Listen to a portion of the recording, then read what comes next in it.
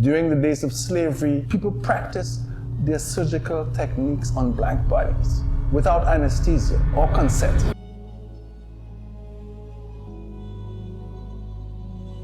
Many cases like that sort of engender and sustain deep ambivalence to medical people who come to the community and say, this is in your best interest. And people say, really? Do you have my best interest at heart? We understand stigma on multiple levels because we are the recipients of racial stigma, mental health stigma, policing stigma, socioeconomic stigma, intellectual stigma, moral stigma.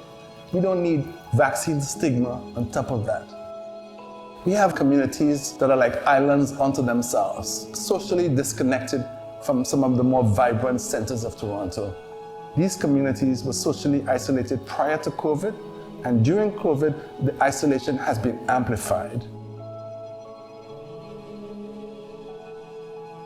Ongoing experiences of systemic racism is evident in the chronic conditions that attract COVID, like hypertension, asthma, high blood pressure, obesity. These are conditions that are consequences of poor social determinants of health coupled with systemic racism.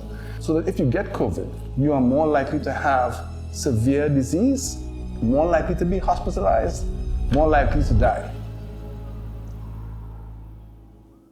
Sometimes you get the test first and the lesson afterwards.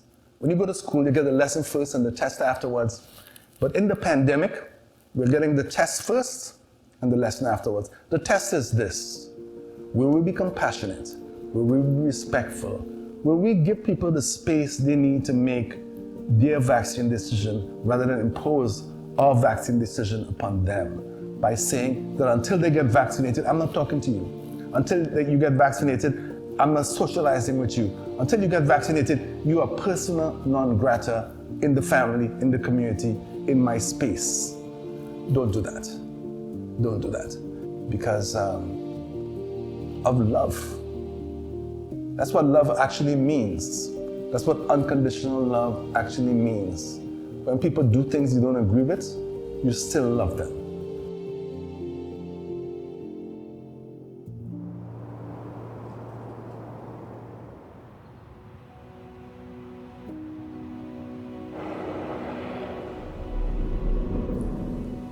So to me, community is teamwork, accountability, and togetherness. Always staying in the house became very stressful for them. It's been difficult for me as well. So my home has become my workplace, my childcare center, and for some time it was a school.